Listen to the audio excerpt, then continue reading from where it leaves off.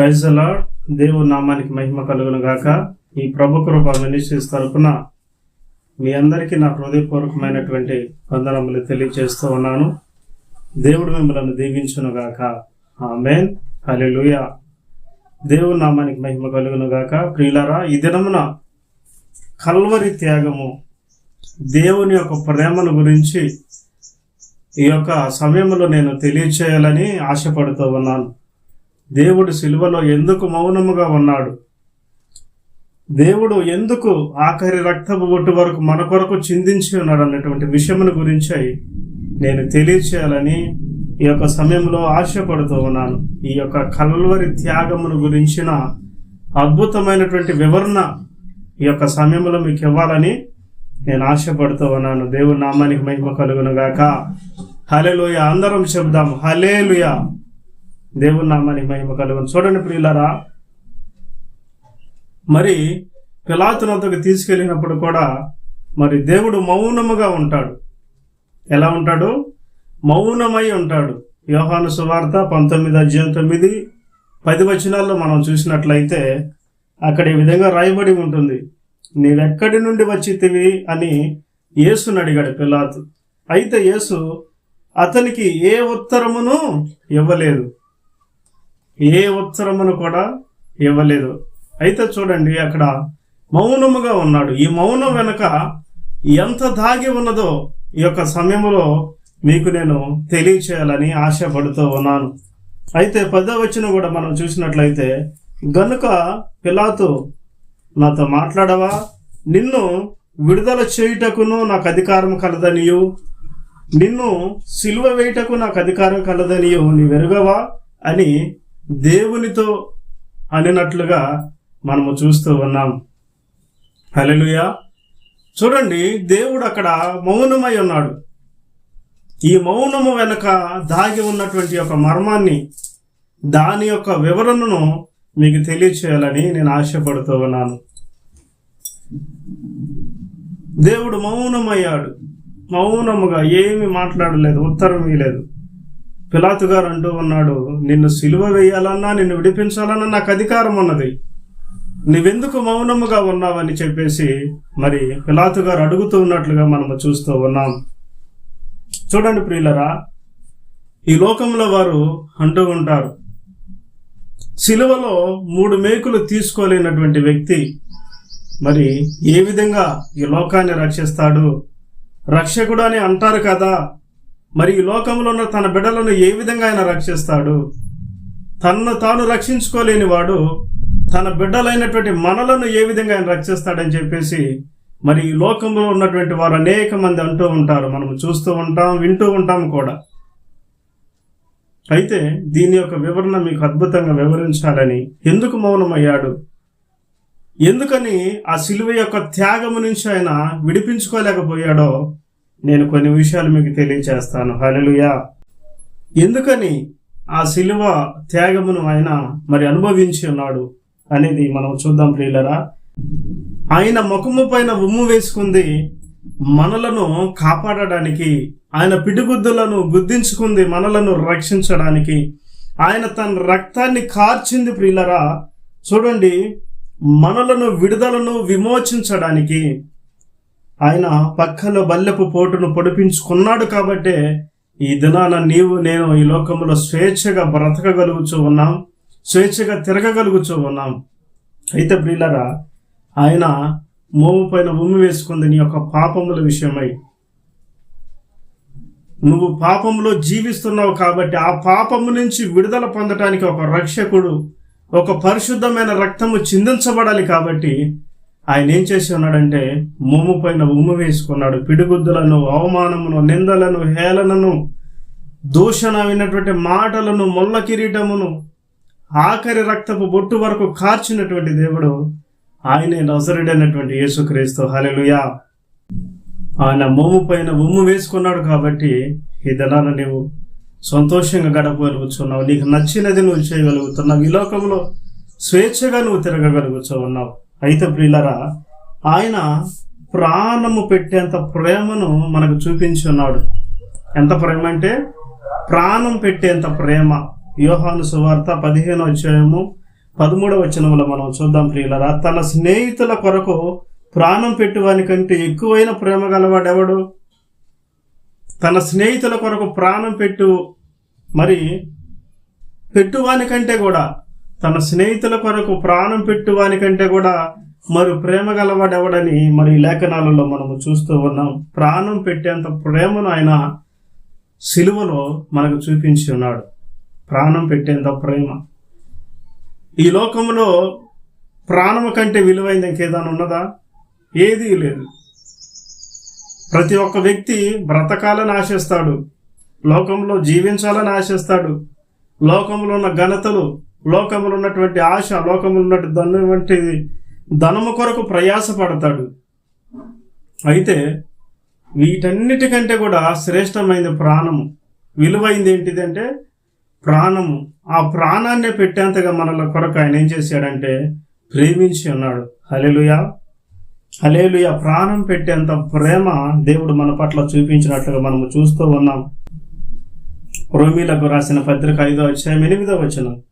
అయితే దేవుడు మన ఎడల తన ప్రేమను వెల్లడిపరుచుచున్నాడు. ఎట్లనగా మనం ఇంకను పాపములమై ఉండగానే క్రీస్తు మన కొరకు చనిపోయెను.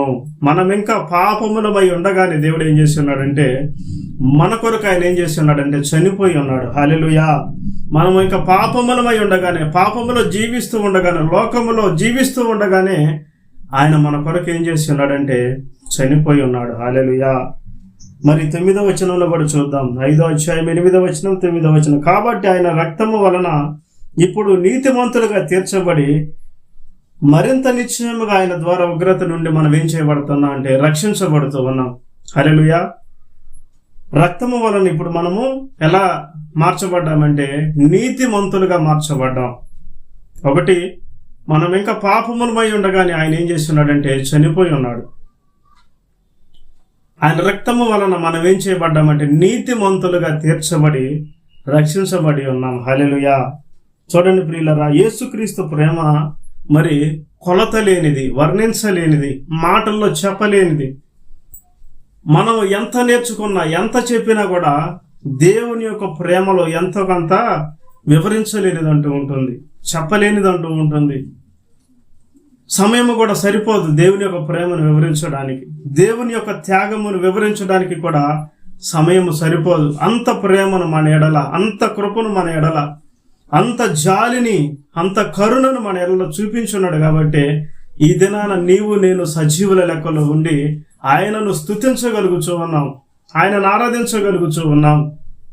కాబట్టి ప్రియులరా, మనము పాపములమై ఉండగా ఆయన ఏం చేస్తున్నాడంటే తన పరిశుద్ధమైన రక్తాన్ని మన కొరకు చిందించి ఆయన ఏం చేస్తున్నాడంటే నీతిమంతులుగా తీర్చున్నాడు, మనలను రక్షించి ఉన్నాడు. హల్లెలూయా. అయితే నేను చెప్పేది ఏంటంటే ఇవన్నీ కాదు. సిలువలో 3 మేకులు తీసుకోలేనటువంటి వ్యక్తి లోకంలో ఉన్నటువంటి మనలను ఆయన ఏ విధంగా రక్షిస్తాడని లోకము ప్రశ్నిస్తూ ఉన్నది. అనేక సార్లు మనం చూస్తూ ఉన్నాం. లోకంలో ఉన్నవారు ప్రశ్నిస్తూ ఉన్నారు, ఏ విధంగా రక్షిస్తాడు? సిలువలో ఆయన దేవుడు అయితే సిలువలో మరి ఎందుకని మరి రక్షించుకోలేకపోయాడు? ఆ యొక్క పిడిగుద్దులను, అవమానములను ఎందుకు భరించి ఉన్నాడు? ఎందుకని కొరడాలతో కొట్టించుకొని ఉన్నాడు? ఆయన రక్షకుడు అంటున్నాడు కదా, ఆ రక్షకుడు మీరు ఎందుకని రక్షించుకోలేకపోయాడు అని చెప్పేసి లోకం అనేకమైనటువంటి ప్రశ్నలు వేస్తూ ఉన్నది. అయితే ఆ మౌనము వెనుక, ఇప్పుడు నేను చెప్పాను, పిలాతు దగ్గర మౌనమై ఉంటాడు ఆయన. పిలాతు గారు అంటాడు, నిన్ను విడిపించాలన్నా, నిన్ను సిలువ వేయాలన్నా నాకు అధికారం ఉన్నది, నువ్వెందుకు మౌనంగా ఉన్నావు అని చెప్పేసి దేవుని అడుగుతున్నట్లుగా మనం చూస్తూ ఉన్నాం. అయితే ప్రియులారా, ఆ మౌనం వెనక దాగి ఉన్నటువంటి యొక్క మర్మాన్ని నేను ఈ యొక్క సమయంలో మీకు తెలియచేయాలని నేను ఆశపడుతూ ఉన్నాను. అయితే మరి 12 మంది శిష్యులలో ఇస్కరియోతు యూదా ఒకరున్నారు. ఆయన మరి యేసుక్రీస్తుని పట్టించడానికి మరి పూనుకున్నట్లుగా చూస్తూ ఉన్నాం. అయితే మత్తయి సువార్త 26వ అధ్యాయం 14వ వచనంలో మనము చూసినట్లయితే, అప్పుడు 12 మందిలో ఒకడు ఇస్కరియోతు యూదా ప్రధాన యాజకుల యొద్దకు వెళ్ళి, నేను ఆయనను మీకు అప్పగించను, నాకేమిత్తరని వారిని అడిగాను. అందుకు వారు 30 వెండి నాణెములు తూచి వారికి ఇచ్చాను. చూశారు ప్రియులారా, 26వ అధ్యాయం 14-15 వచనాలలో మరి ఇస్కరియోతు యూదా దేవుని పట్టించాలని చెప్పేసి మరి ఆలోచన కలిగి ఉన్నప్పుడు మరి ఇస్కరియోతు యూదా వెళ్ళి వారిని అడిగినప్పుడు వారు 30 వెండి నాణాలు తూచి ఏం చేశారంటే ఇస్కరియోతు యూదాకి ఇచ్చారు. అయితే చూడండి ప్రియులరా,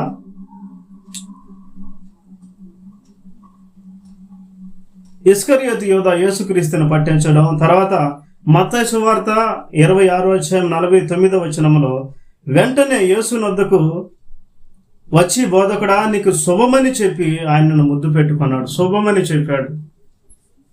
చూసారా, మన వెంటే ఉంటూ మనతోనే ఉంటూ మన వెనకే గోతులు తీస్తూ మనతోనే ఉంటూ అనేకమైనటువంటి నిందలను వేస్తూ నువ్వు చేసినా చేయకపోయినా నువ్వు అన్నా అనకపోయినా నీ మీద నిందలు వేస్తూ మనలను సూటిపోటి మాటలతో అవమానించేవారు అనేక మంది కలరు.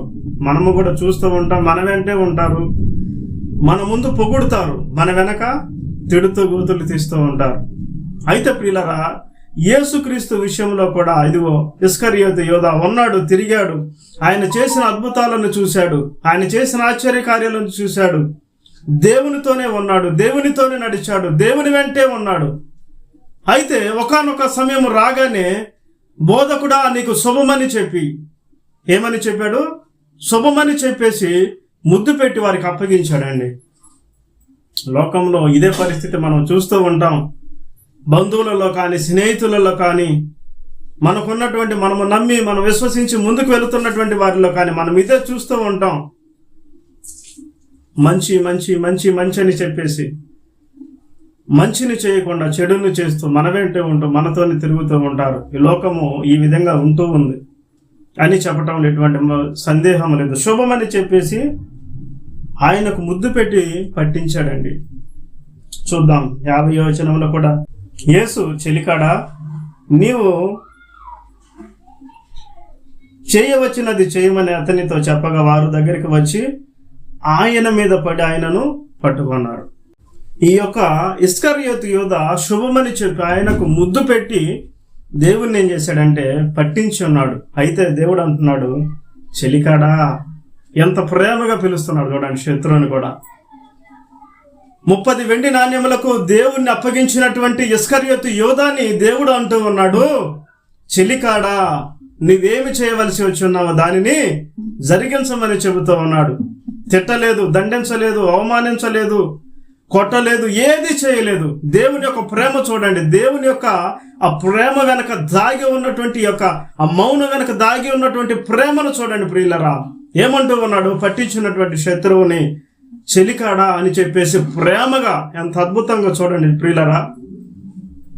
దేవునిని మరి పట్టించినప్పటికీ కూడా, సిలువకు అప్పగిస్తూ ఉన్నప్పటికీ కూడా, 30 వెండి నాణాలకి అమ్ముడు పోయినప్పటికీ కూడా మరి దేవుడు అంటూ ఉన్నాడు ఇస్కరియోతు యూదాని చెలికాడా అని చెప్పేసి ఎంతో ప్రేమగా పిలుస్తూ ఉన్నట్లుగా మనము చూస్తూ ఉన్నాం. శత్రువుని సైతము ప్రేమించగలిగినటువంటి వ్యక్తి ఎవరంటే ఆయనే నజరేయుడైనటువంటి యేసుక్రీస్తు. హల్లెలూయా, హల్లెలూయా. అంతకంటే గొప్ప ప్రేమ మనము చూడలేం, ఎక్కడ కనపడదు.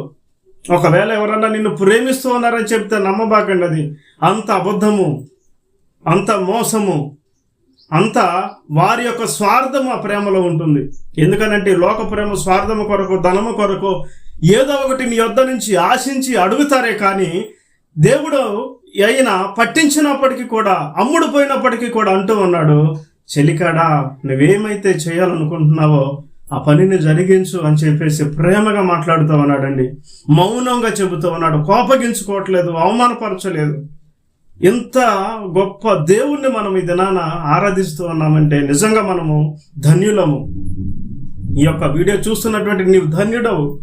ఎందుకని యేసుక్రీస్తు నిజదేవుడని నమ్మి ఆయనను ఆరాధిస్తూ ఉన్నావు. ఎందుకనంటే ఆయన ప్రేమస్వరూపి, ఆయన ప్రేమయ్య ఉన్నాడు.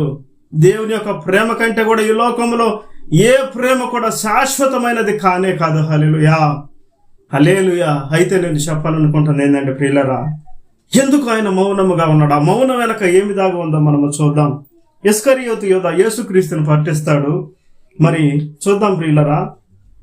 అయితే పేతురు కూడా ఆ దేవుణ్ణి పట్టుకున్నప్పుడు, మరి ఆయన మీద పడి ఆయనను పట్టుకున్నప్పుడు ఆ పక్కన ఉన్నటువంటి పేతురు ఆ వరలో నుండి కత్తిని తీసి చెవిని తెగ నరుగుతాడు. అయితే చూడండి, మత్తయి సువార్త మాటలు ఎక్కడ ఉంటాయి అంటే 26వ అధ్యాయం 51వ వచనంలో, ఇదిగో యేసుతో కూడా ఉన్నవారిలో ఒకడు చెయ్యి చాచి కత్తి దూసి ప్రధాన యాజకుని దాసుని కొట్టి వాని చెవి తెగ నరికెను. హల్లెలూయా. పేతురు చెవి తెగ నరకటము, ఇస్కరియోతు యూదా దేవునిని పట్టించడము. అప్పుడు దేవుడు అంటూ ఉన్నాడు 52వ వచనములో, 26వ అధ్యాయం 52వ వచనములో, యేసు నీ కత్తి నీ వరలో తిరిగి పెట్టము, కత్తి పట్టుకును వారందరూ కత్తి చేతనే నశింతురని చెప్పేసి పేతురు గారితో చెబుతూ ఉన్నట్లుగా మనము చూస్తూ ఉన్నాం. పేతురు గారి కోపం వచ్చి వరల నుంచి కత్తిని దూసి చెవి తెగ నరుగుతాడు. దేవుడు అంటూ ఉన్నాడు, కత్తిని పట్టుకున్నవాడు కత్తితోనే నశిస్తాడు. పేతురు నీ కత్తిని నీ వరంలో పెట్టము అని చెప్పేసి మరి లేఖనాల ఆధారంగా మరి మనము చూస్తూ ఉన్నాం ప్రియులారా. హల్లెలూయా, హల్లెలూయా. దేవుని నామానికి మహిమ కలుగునుగాక. ఇస్కరియోతు యూదా దేవుని పట్టించడము, పేతురు చెవి తెగ నరగడము, ఇదంతా కూడా గెత్సెమనే తోటలో జరుగుతూ ఉన్నది. అయితే చూడండి ప్రియులారా, మత్తయి సువార్త 26వ అధ్యాయం 53వ వచనంలో ఈ యొక్క మౌనం వెనక దాగి ఉన్నటువంటి మర్మాన్ని నేను మీకు తెలియచేయాలని ఆశపడుతున్నాను. ఇంతకుముందు ఎవరన్నా చెప్పి ఉన్నారో లేదో నాకైతే తెలియదులే, కానీ ఎందుకు ఆయన మౌనమై ఉన్నాడు? పిలాతు దగ్గర మౌనమై ఉన్నాడు, మరి ఇక్కడ చూస్తే ఇక్కడ మౌనమై ఉన్నాడు. దేని కొరకు అని చెప్పేసి మనము చూద్దాం. నేను అసలు చెప్పాలనుకున్న మాట అనేది కూడా ఇదేనమాట. ఎందుకు ఆయన సిలువలో మౌనమై ఉన్నాడు? ఆ మౌనం వెనక అసలు ఏమి దాగి ఉన్నదనే దాని గురించి ఈ యొక్క సమయంలో మనం నేర్చుకుందాం ప్రియులారా. చూడండి, 26వ అధ్యాయం మత్తయి సువార్త 53వ వచనంలో ఒక అద్భుతమైన మాట నేను చదివేటప్పుడు ఈ యొక్క అద్భుతమైన మాట దగ్గర నేను ఆగిపోయి ఉన్నాను. ఇంత ఈ మౌనం వెనుక, ఈ దేవుని యొక్క మౌనము వెనుక ఈయన మాట్లాడకపోవడానికి గల కారణము, అప్పగించుకోవడానికి గల కారణము, మౌనమై ఉండడానికి గల కారణము ఇదా అని చెప్పేసి నేను ఆశ్చర్యపడిపోయాను. చూద్దాం ప్రియులరా. ఈ సమయమున నేను నా తండ్రిని వేడుకొనలేననియు, వేడుకొని ఎడల ఆయన 12 సేన వ్యూహముల కంటే, చూడండి ప్రియులరా, చాలా అద్భుతమైన మాట, చాలా శ్రద్ధగా వినండి. 12 సేన వ్యూహముల కంటే అంటే ఒక్కొక్క వ్యూహం ఒకటి 6000 యోధులు. హల్లెలూయా. ఒక్క వ్యూహం వచ్చేసి యోధులు అనమాట. అంటే ఒక్కొక్క యోధుడు కనీసం ఒక 100 మందిని హతమార్చగలిగినటువంటి శక్తి కలిగిన వారు. చూడండి, దేవుడు అంటున్నాడు, ఆ పట్టుకున్నటువంటి సమయంలో, ఆ యూదా ఇస్కరియోతు పట్టించినటువంటి సమయంలో దేవుడు అంటూ ఉన్నాడు, నేను నా తండ్రిని వేడుకొనలేననియు, వేడుకొని ఎడల ఆయన 12 సేనా వ్యూహముల కంటే అంటే ఎక్కువ మందిని దూతలను ఇప్పుడే నాకు పంపడని నీవు అనుకొనుచూ ఉన్నావా అని చెప్పేసి ఆయన మాట్లాడుతూ ఉన్నాడు. హల్లెలూయా. చూడండి, ఈ మౌనం వెనక ఎంత దాగి ఉన్నదో. అంటే ఒక్కొక్క వ్యూహం వచ్చేసి 6000 మంది యోధులు. ఈ 6000 మంది యోధులు అంటే 12 సేన వ్యూహములను తండ్రి పంపిస్తాడంట ఈయన కొరకు. అంటే 12 × 6 అంటే 72,000 మంది యోధులు ఆ సమయంలో అక్కడ దిగుతారు దేవుని కొరకు. హల్లెలూయా. చప్పట్లు కొట్టి దేవుని నామాన్ని మహిమ పరుద్దాం. దేవుని నామానికి మహిమ కలుగునుగాక. హల్లెలూయా. దేవుడు అంటూ ఉన్నాడు, నేను నా తండ్రిని వేడుకుంటే ఆయన నాకు పంపించడా అని చెప్పేసి అని నీవు అనుకొనుచూ ఉన్నావని చెప్పేసి అంటూ ఉన్నాడు. అయితే ఎందుకు ఆయన మరి మౌనమై ఉన్నాడో కింద వచనములో మనం చూద్దాం. నేను వేడుకొని నీ ఎడల, ఇలాగ జరిగిన ఎడల లేఖనము ఎలాగ నెరవేర్చబడునని ఆయన అతనితో చెప్పినట్లుగా మనం చూస్తూ ఉన్నాం. మత్తయి సువార్త 26వ అధ్యాయము 54వ వచనములో తండ్రి చిత్తం నెరవేర్చబడటానికి ఆయన మౌనమై ఉన్నాడు.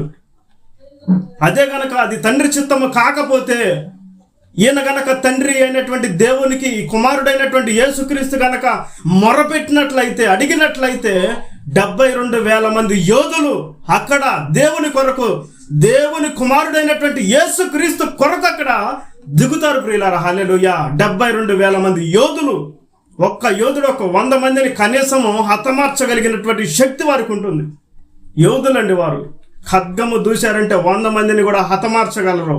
అటువంటి వారు 72,000 మంది మరి దేవుని కొరకు, దేవుని కుమారుడైనటువంటి యేసుక్రీస్తు కొరకు దిగుతారంట. హల్లెలూయా, హల్లెలూయా.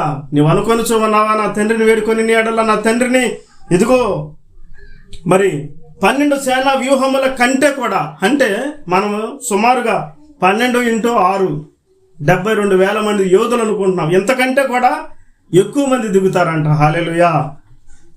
చూడండి ప్రియులారా, దేవుడు ఎందుకు మౌనమై ఉన్నాడంటే, ఎందుకు మౌనమై సిలువకు అప్పగించుకుంటూ ఉన్నాడంటే, తండ్రి చిత్తాన్ని నెరవేర్చబడాలి కాబట్టి, లేఖనము నెరవేర్చబడాలి కాబట్టి ఆయన ఏం చేసి ఉన్నాడంటే మౌనమై, హల్లెలూయా, మౌనమై ఉన్నాడు.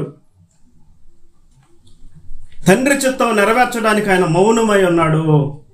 అదే గనక మొరపెట్టినట్లయితే ఒక్కొక్క సేనా వ్యూహం దిగిందంటే 6,000 మంది యోధులు, 12 సేనా వ్యూహముల కంటే కూడా ఎక్కువ పంపించగలడని నీవు అనుకొనుచూ ఉన్నావా?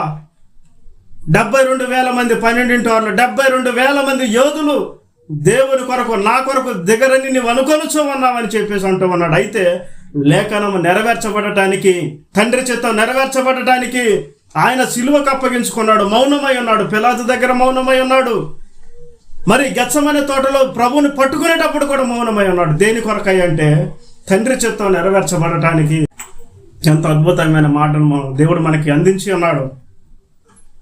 72,000 మంది దిగారంటే ఇంకా అసలు అక్కడ పరిస్థితి ఎలా ఉంటుందో చూడండి. వీళ్ళు మహా అయితే ఒక 100 మంది లోపు వచ్చి ఉండొచ్చు కనీసం.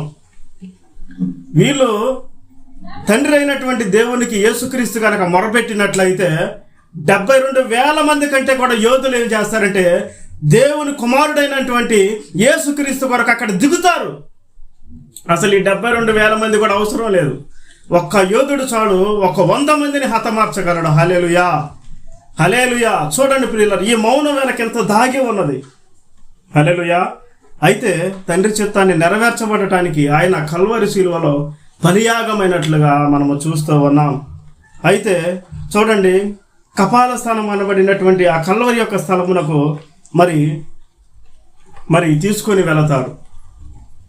దేవునిని సిలువ వేయడానికి, అక్కడ అప్పగించడానికి, దేవునిని అక్కడ మరి సిలువ వేయడానికి అక్కడికి తీసుకొని వెళ్తారు. ప్రియులారా, సిలువలో 3 మేకులు తీసుకోలేనటువంటి వాడు, 3 మేకులు తీసుకొని మరి తనను తాను రక్షించుకోలేనటువంటి వాడు లోకాన్ని ఏ విధంగా, బిడ్డలను ఏ విధంగా, తన కుమారులను ఏ విధంగా, తన బిడ్డలను ఏ విధంగా రక్షిస్తాడన్నటువంటి ఈ లోకానికి నేను దేవుని యొక్క పేరట, దేవుని యొక్క నామమును బట్టి నేను ఒక మాటను తెలియజేస్తూ ఉన్నాను. ఏమిటంటే చూడండి, ఆ మౌనం వెనుక దేవుడి యొక్క దాగి ఉన్నటువంటి ఆ యొక్క మర్మాన్ని చూడండి.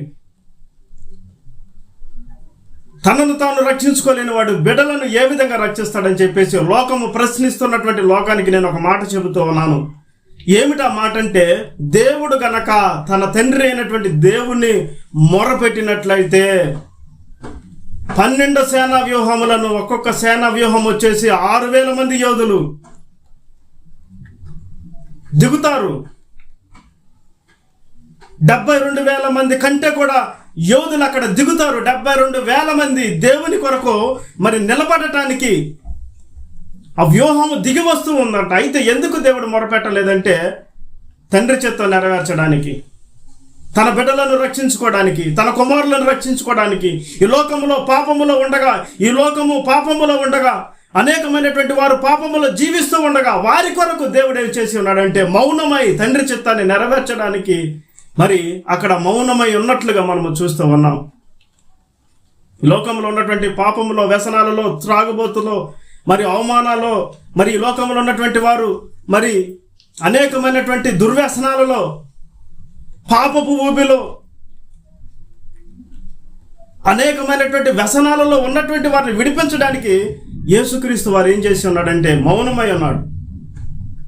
అదే కనుక ఆ సమయంలో వేడుకున్నట్లయితే ఈ లోకంలో ఉన్నటువంటి వారు ఆశ్చర్యపడే విధముగా యేసుక్రీస్తు ప్రభువుకి ఎంత యోధులు ఉన్నారా, తండ్రి ఈ విధంగా చేయగలడా, దేవుడు ఈ విధంగా తన కుమారుని కొరకు చేయగలడా అని చెప్పేసి ఆశ్చర్యపడే విధంగా ఆయన చేయగలడు. కానీ ఆయన ఎందుకు తండ్రికి మొరపెట్టలేదంటే తండ్రి చిత్తాన్ని నెరవేర్చడానికి. ఏందయ్యా తండ్రి చిత్తం అంటే, లోకములో ఉన్నటువంటి వారు పాపపు ఊబిలో ఉన్నారు కనుక ఆ పాపము నుండి విడిపించబడాలి,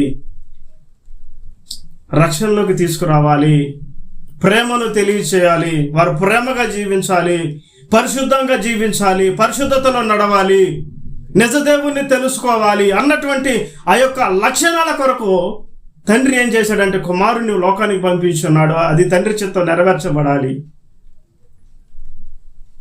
లోకము ఈ పాప ఊబిల నుండి విడిపించబడాలంటే పరిశుద్ధుడైనటువంటి రక్తము చిందించబడాలి, గొర్రెపిల్ల రక్తము చిందించబడాలి. అందుకని చెప్పేసి ఆ పరిశుద్ధమైనటువంటి రక్తము చిందించబడటానికి, మనము చేసినటువంటి పాపములను బట్టి విడిపించబడటానికి మరి అక్కడ యేసుక్రీస్తు మౌనమై ఉన్నట్లుగా మనము చూస్తూ ఉన్నాం. చూసారా, 3 మేకులు తీసుకోలేనటువంటి వాడు, తనను తాను రక్షించుకోలేనటువంటి వాడు ఈ లోకాన్ని ఏ విధంగా రక్షిస్తాడని చెప్పేసి మీరు ప్రశ్నిస్తూ ఉన్నారే. 3 మేకులే కాదు, ఇంకా ఏదైనా చేయగలడు. 12 సేనా వ్యూహములు, ఒక్కొక్క సేనా వ్యూహం 6,000 మంది యోధులు, అంటే 72, 12 × 6 72,000 మంది యోధుల కంటే కూడా ఎక్కువగా ఆయన కొరకు ఆ సమయంలో ఆ గెత్సెమనే తోటలో దిగగలరు. తండ్రి అయినటువంటి దేవుడు కుమారుని కొరకు పంపించగలడు. కానీ ఎందుకు మౌనమై ఉన్నాడంటే తండ్రి చిత్తం నెరవేర్చబడటానికి ఆ గెత్సెమనే తోటలో మరి ఇస్కరియోతు యూద ముద్దు పెట్టుకొని శుభమని చెప్పేసి ప్రభువును అప్పగించినప్పుడు మౌనముగా ఉన్నాడంటే దీనికి కారణం ఇదే. 3 మేకులు తీసుకోలేక కాదు, తనను తాను సిలువ నుంచి తప్పించుకోనలేక కాదు, కానీ దేవుని యొక్క ప్రేమ చూడండి. ఆ ఇస్కరియోతు యూదాని అంటూ ఉన్నాడు, చెలికాడా, కోపము లేదు, పట్టిస్తూ ఉన్నప్పటికీ, సిలువకు అప్పగిస్తూ ఉన్నప్పటికీ, గుద్దుతూ ఉన్నప్పటికీ, అవమానిస్తూ ఉన్నప్పటికీ, ఏది చేసినప్పటికీ కూడా దేవుని ప్రేమ ఆయన ఎడలో చూపిస్తూ ఉన్నాడు. చెలికాడా, నీవేదైతే ఇక్కడికి చేయాలని నీ వచ్చి ఉన్నావో దానిని జరిగించు అని చెప్పేసి ప్రేమగా మాట్లాడుతూ ఉన్నాడు. చెలికాడా అని చెప్పేసి పిలుస్తూ ఉన్నాడు. అంత గొప్ప ప్రేమమూర్తిని దినమును మనము ఆరాధిస్తూ ఉన్నాం. హల్లెలూయా, హల్లెలూయా. చూడండి ప్రియులారా, ఆ మౌనం వెనకంత తాగి ఉన్నది. చూద్దాం లేఖనాల ప్రకారం చూసినట్లయితే. అయితే మనం ఏ విధంగా ఈ లోకంలో జీవించాలంటే చూడండి ప్రియులారా, పశ్చాత్తాపంతో జీవించాలి. అయ్యో, నా కొరకు నా దేవుడు సిలువకు అప్పగించుకొని ఉన్నాడు, ఆఖరి రక్తపు బొట్టు వరకు చిందించి ఉన్నాడు, తన ప్రేమను నా ఎడల చూపించి ఉన్నాడు. అయ్యో, నా దేవుని ప్రేమకు నేను ఎంత చేసినా, ఏది ఇచ్చినా కూడా నేను ఆయన రుణాన్ని తీర్చుకోనలేనని చెప్పేసి కృతజ్ఞత గలవారమై చెప్పేసి జీవించాల ప్రియులారా. చూడండి, మరి కుడివైపున ఉన్నటువంటి దొంగ మరి దేవునితో అంటూ ఉంటాడు. యేసును చూసి పశ్చాత్తాపడి ప్రార్థించడం మనం చూస్తూ ఉన్నాం. చూడండి ప్రియులారా, లూకా సువార్త 23:39 వ్రేలాడ వేయబడిన ఆ నేరస్తులలో ఒకడు ఆయనను దూషించుచు, నువ్వు క్రీస్తువు కదా, నిన్ను నీవు రక్షించుకో, మమ్మల్ని కూడా రక్షించమని చెప్పాను. వారిలో ఒకడు అంటున్నాడు, నువ్వు దేవుడు కదా.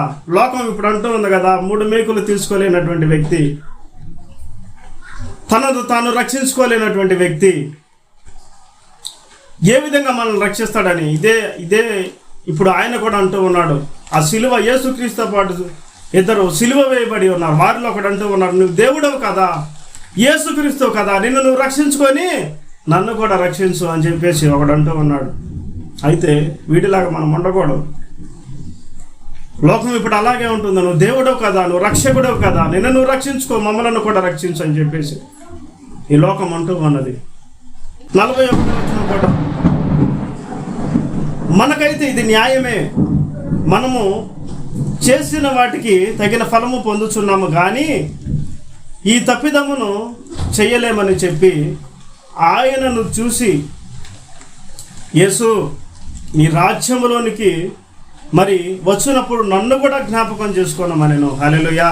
ఏమంటున్నాడు? కుడివైపు ఉన్నటువంటి దొంగ ఏమంటున్నాడంటే, యేసు నీ రాజ్యములో ఉన్నప్పుడు నన్ను కూడా జ్ఞాపకం చేసుకోయా. మాకైతే ఇది తగినటువంటిదే, ఎందుకనంటే మేము దొంగలము, మేము అనేకమైనటువంటి పాప ఊబిలో ఉన్నటువంటి వారి, మాకు ఇది సరిపోతుంది. అయితే నువ్వు దీనికి తగినటువంటి వాడవు కాదు, అయినా నీ రాజ్యంలోకి నువ్వు వెళ్ళినప్పుడు నన్ను కూడా జ్ఞాపకం చేసుకోమని పశ్చాత్తాపడుతూ ఉన్నాడండి.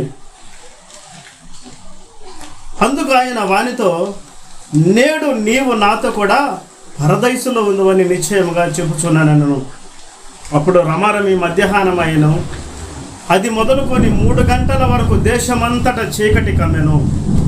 అప్పుడు సమయం ఎంత అవుతుందంటే మధ్యాహ్నం అవుతూ ఉన్నది. చూడండి ప్రియులరా, గర్వం ఉండకూడదు, కోపం ఉండకూడదు, అసూయ ఉండకూడదు, వ్యసనం ఉండకూడదు, ఈర్ష్య ఉండకూడదు. ఒక దొంగ అంటూ ఉన్నాడు, నువ్వు దేవుడు కదా, నువ్వు రక్షించుకో, మమ్మలను కూడా రక్షించని చెప్పేసి అంటూ ఉన్నాడు. మరొక దొంగ అంటూ ఉన్నాడు, అయ్యా ఇది మాకు తగినదే, మేము ఎందుకనంటే దొంగలము కాబట్టి, హింసకులము కాబట్టి, మరి పాప భూమిలో ఉన్నవారమే కాబట్టి మాకు ఇది తగినటువంటిదే, కానీ నువ్వు దేవుడవయ్యా, ఇదిగో నీ రాజ్యంలోనికి వచ్చినప్పుడు నన్ను కూడా జ్ఞాపకం చేసుకో ప్రభు అని చెప్పేసి దేవునితో మాట్లాడుతూ ఉన్నాడు.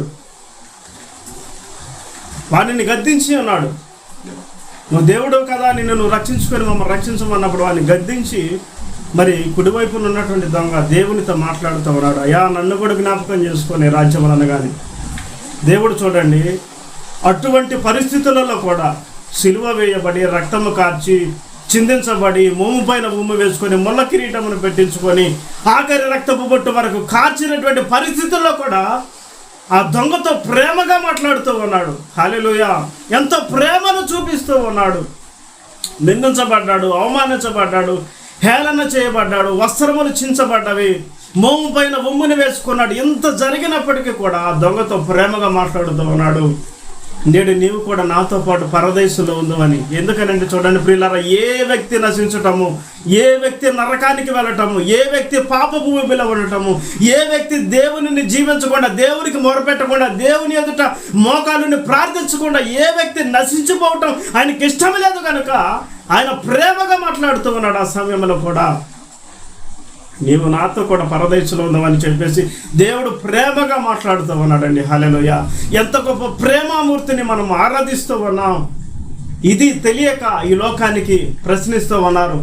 ఈ విషయము తెలియక ఈ లోకానికి దేవునిని అవమానిస్తూ ఉన్నారు. ఇది తెలియక దేవుణ్ణి ఈ లోకము అనేక మంది, అందరినీ నేను అనటం లేదండి, అనేక మంది దేవుణ్ణి ఇంకానూ హింసిస్తూనే ఉన్నారు, ఇంకానూ మరి దేవునిని సిలువ వేస్తూనే ఉన్నారు, ఇంకానూ దేవునిని అవమానిస్తూనే ఉన్నారు. దేవుడు ఎంత ప్రేమమూర్తని తెలియక ఒక్కసారి ఆయనను రుచి చూసి తెలుసుకోండి, అప్పుడు ఆయనలో ఉన్నటువంటి ప్రేమ మీకు తెలుస్తుంది. హల్లెలూయా! ఒక్కసారి రుచి చూడండి. ఈ 48 కోట్ల మంది జనాభాలలో, సుమారు చెప్తూ ఉన్నాను, 48 కోట్ల మంది జనాభాలలో సగము మందికి పైగా ఆయన ప్రేమకు మరి ముగ్ధులై ఉన్నారంటే, సగము పైగా ఆయన ప్రేమను మరి చూపిస్తూ ఉన్నారంటే, ఆయనను కొలుస్తూ, ఆయనను ఆరాధిస్తూ ఉన్నారంటే, ఈ 148 కోట్ల మంది, ఎంతమంది సగానికి మందికి పైగా జనము ఆయనను ఆరాధించగలుగుతూ ఉన్నారంటే ఆయన ప్రేమను బట్టి.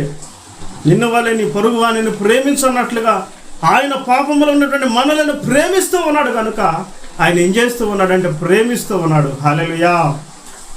సగము మంది పైగా ఆయనను ఆరాధించగలుగుతూ ఉన్నారు. కొన్ని కోట్ల మంది జనాభా, ఒక్కడండి, ఒకే ఒక్కడు, నజరేయుడు అనేటువంటి యేసుక్రీస్తు. సగము మంది పైగా ఆయన ప్రేమను మరి ప్రకటించడం కానీ, ఆరాధించడం కానీ, దేవునిని నమ్ముకొని దేవుని వైపు తిరగటం కానీ, ఎందుకు ఇదంతా? ఒకే ఒక్కడే లోకాన్ని కదిలించాడు. ఒకే ఒక్కడు తన ప్రేమను చూపించాడండి. ఎవరిని హింసించలేదు, ఎవరిని దూషించాలా, కొట్టలా, అవమానించలా, ఏది చేయలా, ప్రేమించాడు అంతే. ఒక్కడు 148 కోట్ల మంది జనాభాలలో సుమారు సగం మంది పైగా ఆయనను ఆరాధించగలుగుతూ ఉన్నారంటే ఏది చేయలే, తన బిడ్డలను ప్రేమించాడంతే. ప్రేమించాడు, ప్రేమను చూపాడు. మన కొరకు మనము చేయవలసినటువంటి, మరి మనము కొట్టించుకొని, మనము గుద్దించుకొని, మనము సిలువకు అప్పగించబడవలసినటువంటి దాని కొరకు ఆయన ఏం చేశాడంటే మన పక్షాన, మనతో పాటుగా ఆయన ఉండి మనలను రక్షించి మన కొరకు ఆయన ఏం చేశాడంటే సిలువకు ఎక్కి ఉన్నాడు, రక్తాన్ని కార్చున్నాడు, ప్రేమించాడు. ఆ ప్రేమ కొరకు ఇప్పుడు ఎంతమంది పాకురులాడుతున్నారో, ఎంతమంది ప్రయాసపడుతున్నారో, ఎంతమంది ఆయన ప్రేమను ప్రకటిస్తూ ఉన్నారో చూడండి. ఒకే ఒక్కడు, లోకమంతా ఒకటైతే ఈయనొక్కడే ఒక వైపున ఉండి లోకాన్ని ప్రేమిస్తూ, లోకంలో ఉన్నటువంటి తన బిడ్డలను ప్రేమిస్తూ, యోహాను సువార్త 3:16 కూడా మనం ఉంటుంది. దేవుడు లోకమును ఎంతో ప్రేమించను కాగా తన అద్వితీయ కుమారునిగా పుట్టిన వాని యందు విశ్వాసముంచు ప్రతివాడును నశింపగా నిత్య జీవమును పొందునట్లు ఆయనను అనుగ్రహించను. ఆయనను అంటే కుమారుడైనటువంటి యేసుక్రీస్తుని తండ్రి ఏం చేశాడంటే అనుగ్రహించి ఉన్నాడు. ఆ కుమారుడైనటువంటి యేసుక్రీస్తు ఏం చేసి ఉన్నాడంటే లోకాన్ని ప్రేమించి ఉన్నాడు, ఎంతో ప్రేమించి ఉన్నాడు. మాటల్లో చెప్పలేనంత, మాటల్లో వివరించలేనంత, సమయము సరిపోనంత ప్రేమించి ఉన్నాడు. లోకాన్ని ఎంతో ప్రేమించాడు. చెప్పలేం, వర్ణించలేం, వివరించలేం, సమయము సరిపోదు ప్రియులారా. దేవుడు ఆ విధంగా లోకాన్ని ప్రేమించి ఒక్కడై ఉండి ఇంతమంది కోట్ల జనాభా యొక్క ప్రేమను ఆయన పొందుకొనగలుగుతూ ఉన్నాడంటే కేవలం ప్రేమే. హింస లేదు, కంటికి కన్ను పంటికి పన్ను అన్నట్లుగా ఏది లేదు, ప్రేమించాడు అంతే. ఆ ప్రేమకు ఎంతోమంది ముగ్ధులై ఎంతోమంది ఆయన ఆరాధిస్తూ ఉన్నారు. ఇంత గొప్ప ప్రేమించే దేవుడా, ఈయనన్న తప్ప నేను ఇక వేరొక దేవుడిని ఆరాధించలేను. మాట్లాడే దేవుడు, దర్శించే దేవుడు, కృప చూపే దేవుడు, నడిపించే దేవుడు, ఈయనకంటే గొప్ప దేవుడు లేడని చెప్పేసి ఆయన వైపు తిరిగి మోకాలుని కన్నీటితో, హృదయముతో, హృదయ వేదనలతో కుటుంబాలుగా ఆయనను ఆరాధించగలుగుతూ ఉన్నాయి అంటే ఈ సిలువ త్యాగమే, ఈ సిలువ ప్రేమయే, ఈ సిలువకు అప్పగించుకున్నటువంటి త్యాగమే. హల్లెలూయా. దేవుడు నామానికి మహిమ కలుగునుగా. ఎవరినైనా హింసించలేదండి, ఎవరిని బల్లెలతో పొడవలేదు, ఎవరినైనా దూషించలేదు, ఎవరిని కొట్టలేదు.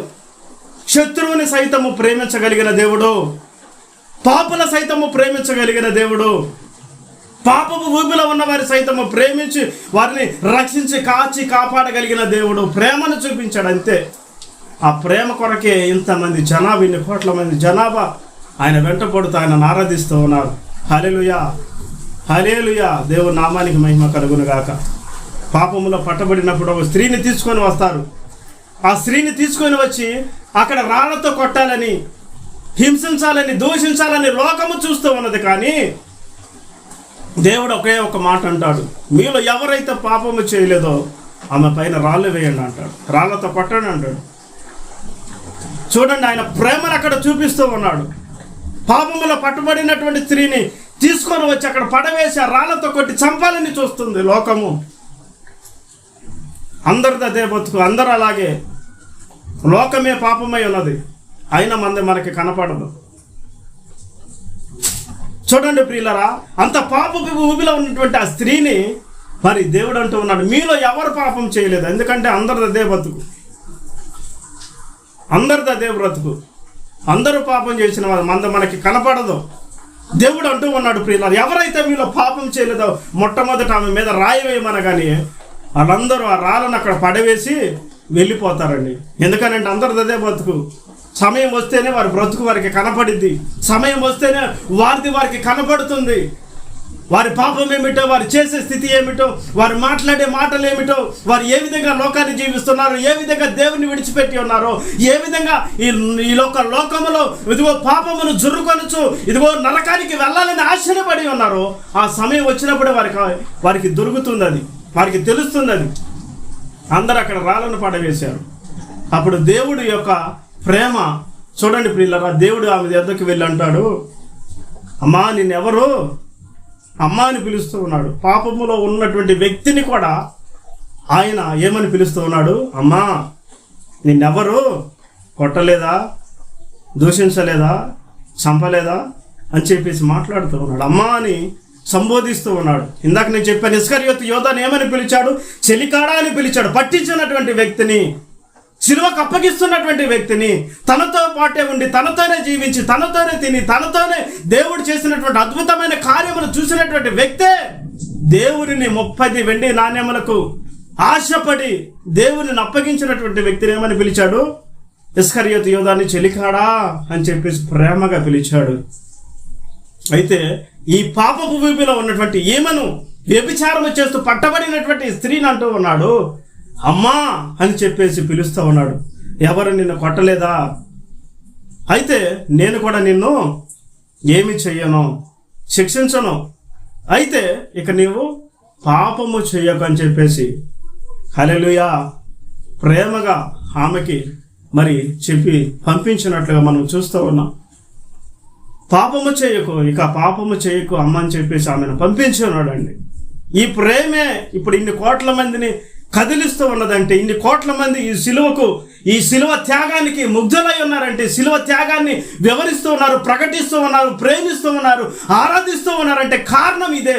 ప్రేమ ప్రేమ ప్రేమ, దేవుని ప్రేమ. హల్లెలూయా హల్లెలూయా, కల్వరి త్యాగము. హల్లెలూయా. ఈ ప్రేమకేనండి ఇంతమంది దాసోహం అయ్యారు, ఇంతమంది ఆరాధిస్తూ ఉన్నారు, ప్రేమిస్తూ ఉన్నారు. ఈ ప్రేమలో ఇంత గొప్ప మరి మర్మము దాగి ఉన్నది. దేవుని యొక్క మౌనము వెనక అంత గొప్ప మర్మము దాగి ఉన్నది.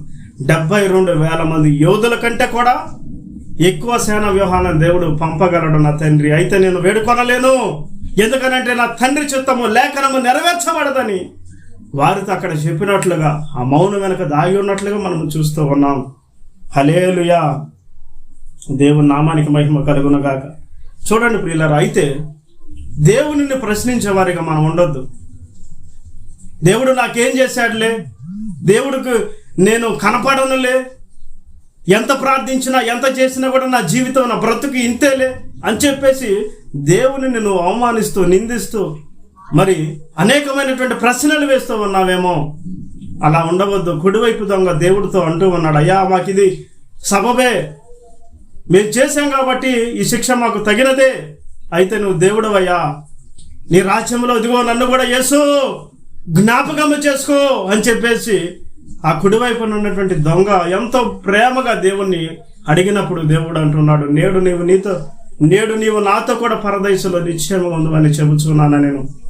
హల్లెలూయా, హల్లెలూయా. చూడండి, అంత ప్రేమ గల వ్యక్తి అండి. దొంగని, పాపములను, వ్యక్తులను అవమానించేవారిని, నిందించేవారిని, దూషించేవారిని సైతము కూడా దేవుడు అంటూ ఉన్నాడు సిలువ పైన, తండ్రి వీరేమి చేయుచున్నారు, వీరు ఎరుగరు కనుక వీరిని క్షమించండి. బల్లెలతో పొడవలా, సుత్తులతో కొట్టలా, ఇది నిందించలా. చెప్పాం యోధులు దిగుతారని, దేవుని కొరకు యోధులు దిగుతారని చూసాం, మనం చదివాం. ఏది చేయాల, ప్రేమించాడంతే. తండ్రిని వేడుకున్నాడంతే. తండ్రి వీరేమి చేయిస్తున్నారు, వీరు ఎరుగరు కనుక వీరిని క్షమించాయని చెప్పేసి తన తండ్రిని వేడుకున్నాడు. ఆయన క్షమించాడు, కొట్టిన వారిని క్షమించాడు, నిందించిన వారిని క్షమించాడు, దూషించిన వారిని క్షమించాడు, మొల్ల కిరీటం పెట్టిన వారిని క్షమించాడు, పక్కలో బల్లెపు పోటు పొడిచిన వారిని కూడా క్షమించాడు. క్షమించగలిగిన ప్రేమామూర్తి ఒకే ఒకడు, ఆయన నజరేయుడైనటువంటి యేసుక్రీస్తు. హల్లెలూయా, దేవుని నామానికి మహిమ కలుగునుగాక. చూడండి ప్రియులారా, ఈ దేవుని యొక్క ప్రేమ ఎంత గొప్పదో చూడండి. మనం వర్ణించుకోలేము, సమయం సరిపోదు, మాటల్లో చెప్పలేము. లోకంలో వారు అంటారు, ఇదిగో నేను నిన్ను ప్రేమిస్తూ ఉన్నాను, నీవు నాకు కావాలని చెప్పేసి. మరి యవనస్తులు, మరి పురుషులు స్త్రీల మధ్యలో చూస్తాం, కుటుంబ సంబంధాలలో చూస్తాం, తల్లిదండ్రుల మధ్య చూస్తూ ఉంటాం, బంధువుల మధ్య, స్నేహితుల మధ్య చూస్తూ ఉంటాం. అయితే ఎవరి ప్రేమ శాశ్వతమైనది కాదు. దేవుని ప్రేమ మాత్రమే శాశ్వత కాలం ఉండేది. హల్లెలూయా. ఒకవేళ లోకంలో వారు నిన్ను ప్రేమిస్తూ ఉన్నారంటే దాంట్లో ఏదో స్వార్థమో, వారికి ఏదో అవసరమై ఉంటుంది ఖచ్చితంగా. ఏది శాశ్వతం కాదు, కొంతకాలము మాత్రమే ఈ లోక ప్రేమ మరి ఉంటుంది. అయితే దేవుని ప్రేమ మాత్రము శాశ్వతమైనది. ఇర్మియా గ్రంథం 31:3 మనకు శాశ్వతమైన ప్రేమతో నిన్ను ప్రేమించుచున్నాను కనుక విడవక నీ ఎడల కృప చూపుతున్నాను. శాశ్వతమైన ప్రేమ ఎవరిదయ్యా అంటే దేవునిది మాత్రమే. ప్రేమ అనే గుర్తు దేవునికి తప్ప ఇంకెవరికి పెట్టలేం, ఎవరికి వివరించలేం, ఎవరికి చెప్పలేం. ఆ ప్రేమ అనే మాట దేవునికి మాత్రమే మనము పెట్టగలము. అయితే ఈ లోకంలో మనము ఈ యొక్క ఎడమ వైపు ఉన్నటువంటి దొంగ వలె మనం ఉండదు. నువ్వు రక్షకుడు కదా, నిన్ను నువ్వు రక్షించుకో, మమ్మలను కూడా రక్షించు అన్నట్లుగా మనం ఉండకూడదు. తన్ను తాను తగ్గించుకొని వాడే హెచ్చించబడతాడు. హల్లెలూయా, హల్లెలూయా. తగ్గింపు జీవితం కలిగి ప్రతి చోట, ప్రతి నిందలకి, అవమానాలకి, దూషణ మాటలకి, లోకం నిందించే మాటలకి, లోకమనే మాటలకి మనం ఏమి చేయాలంటే మనం తగ్గించుకొని తలదించుకొని ప్రభు చేతులకు అప్పగించినట్లయితే ఆయనే నీ పక్షాన నిలబడి, ఆయనే నీ కుటుంబం పక్షాన నిలబడి, ఆయనే నీతో పాటుగా నిలబడి, నీ పక్షాన నిలబడి నీతో పాటుగా యుద్ధము చేయగలిగిన సమర్థుడు. హల్లెలూయా, హల్లెలూయా. దేవుని నామానికి మహిమ కలుగునుగా. ఇంత గొప్ప ప్రేమమూర్తిని దినాన మనం ప్రేమిస్తున్నాం ప్రియులారా. చూద్దాం. నేను పరిచర్య చేస్తూ ఉన్నప్పుడు కూడా నేను ఒక మాట దేవునితో అన్నాను. పరిచర్యలోకి వచ్చినప్పుడు, పరిచర్య చేస్తూ ఉన్నప్పుడు నేను కూడా ఒక మాట అన్నాను. ఏంటి ప్రభువా, నా జీవితం ఏంటి? పరిచర్య చేస్తున్నప్పుడు నేను అన్నాను, ఈ అవమానాలు ఏంటి, ఈ నిందలు ఏంటి ప్రభువా, ఏ విధంగా చేయాలి, నేను చేయలేనయ్యా అని చెప్పేసి నా దేవుని నేను ప్రార్థించి అలా కళ్ళు మూసి అలా మంచం పైన పడుకున్నప్పుడు ఇటువైపు గోడ ఉంటుంది, కుడి చేతిలో. ఆ గోడ పైన ఒక స్క్రీన్ ఆన్ అయింది, ఒక టీవీ లాగా ఒక పెద్ద స్క్రీన్ ఇలా ఆన్ అయింది. దాంట్లో దేవుడు చూపిస్తూ ఉన్నాడు తన గాయాలను. చూపిస్తూ ఉన్నాడు. శరీరం అంతా రక్తము కారుతూ ఉన్నది, తలపైన ముళ్ళ కిరీటం, శరీరంలో ఇక ఎక్కడా కూడా చోటు లేదన్నంత గాయాలు, రక్తమయం, రక్తములో దేవుడు కనపడుతూ ఉన్నాడు. అరే, నాకంటే నువ్వు ఎక్కువ అవమానాలు పడ్డావా? ఎక్కువ దెబ్బలను తిన్నావా?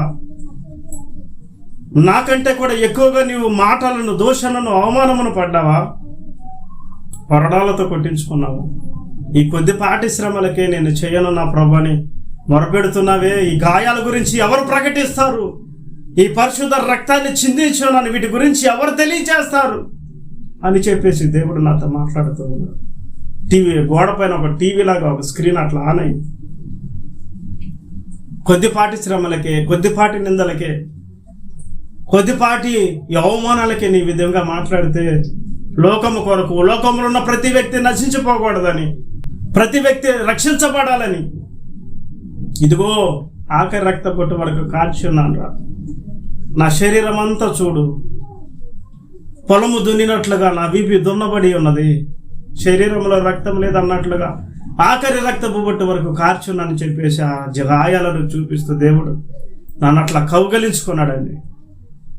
కౌగలించుకొని ఆ దర్శనం చూస్తూ ఉన్నాను. అట్లా ప్రార్థన చేసుకొని పడుకొని ఉన్నాను, అట్లా కళ్ళు అట్లా అంటూ ఉన్నాను. వెంటనే ఈ యొక్క స్క్రీన్ ఆన్ అవ్వటం, దేవుడి గాయాలు చూపిస్తూ, నాకంటే కూడా నువ్వు ఎక్కువగా ఈ శ్రమలు, ఈ నిందలు పడ్డావంటరా. ఇదిగో చూడురా, నన్ను ఏ విధంగా నిందించారో, హింసించారో, దూషించారో. ఈ గాయాల గురించి ఎవరు ప్రకటన చేస్తారు? ఈ పరిశుద్ధమైన రక్తం గురించి ఎవరు ప్రకటన చేస్తారని చెప్పేసి కౌగలించుకున్నప్పుడు నేను దేవుని కౌగలించుకొని ఆ దర్శనంలో ఏడుస్తూ ఉన్నాను. అయ్యా, నేను ఇంకెప్పుడు అనను, నీ గాయాల గురించి నేను ప్రకటన చేస్తాను, నీ త్యాగాన్ని వివరిస్తాను అని చెప్పేసి దేవుని ఆ దర్శనంలో కౌగలించుకొని ఏడుస్తూ ఉన్నానండి. అవునయ్యా, నాకంటే ఎక్కువగా నీవు, నాది కొద్దిపాటిదే నా ప్రభు, నాది ఏ పాటిది? లోకము కొరకు రక్తాన్ని చిందించినటువంటి వాడు అయ్యా, శరీరం అంతా గాయాలతో ఉన్నది. చూస్తూ ఉన్నాను ఆ దర్శనం. శరీరం అంతా ఎక్కడా కూడా ఖాళీ లేదండి, గాయాలతో రక్తముతో, తల మొదలుకొని కాలి వరకు రక్తము కారుతూ ఉన్నది, పరిశుద్ధమైన రక్తం చూపిస్తూ ఉన్నాను. వీటి గురించి నువ్వు ప్రకటన చేయాలని చెప్పేసి దేవుడు మాట్లాడుతూ ఉన్నాడు. అప్పుడు తీసుకున్నాను, జీవితంలోకి ఎప్పుడు కూడా నేను వెనకడుగు వేయకూడదు, నా యొక్క పనిలో, నా యొక్క సేవలో నేను ముందుకు వెళ్ళాలని ఆ దేవుడు ఎప్పుడైతే మాట్లాడి దర్శనం చూపించి ఆ గాయాలను చూపించి ప్రకటన చేయమన్నారు, అప్పటి నుంచి ఇప్పటి వరకు కూడా ముందుకు వెళుతూ ఉన్నాను. హల్లెలూయా, హల్లెలూయా. ఎందుకనంటే నీ కొరకే, నా కొరకే, మన కొరకే, లోకము కొరకే మరి పరిశుద్ధమైన రక్తాన్ని చిందించి ఉన్నాను. ఎక్కడ మనకు రక్షణ దొరకదు, ఎక్కడ పాప విమోచన లేదు, ఆయన దగ్గరే రక్షణ, ఆయన దగ్గరే పాప విమోచన ఉన్నది. హల్లెలూయా, దేవుని నామానికి మహిమ కలుగును. ఆయన లేకుండా ఈ లోకంలో ఏది కలగలేదు, ఆయన లేకుండా పాప క్షమాపణ లేదు, ఆయన లేకుండా రక్షణ లేదు, ఆయన లేకుండా విడుదల, విమోచన లేదు.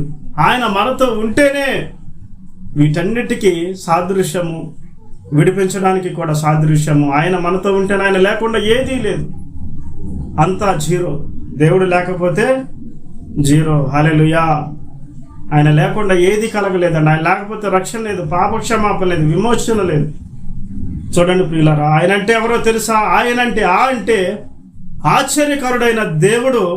యా అంటే యజమానునిగా మనతో ఉండి మనలను నా అంటే నడిపించేవాడు. ఆశ్చర్యకరుడైన దేవుడు నిత్యం మనతో ఉంటూ, యజమానునిగా ఉంటూ మనలను నడిపించేవాడు.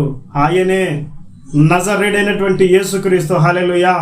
అంటే ఆశ్చర్యకరుడైన దేవుడు నిత్యం మనతో యజమానునిగా ఉంటూ నిత్యము నా అంటే నడిపించేవాడు, నిత్యం మనలను నడిపించు దేవుడు. ఆయనే ఆశ్చర్యకరుడైన దేవుడు. హల్లెలూయా.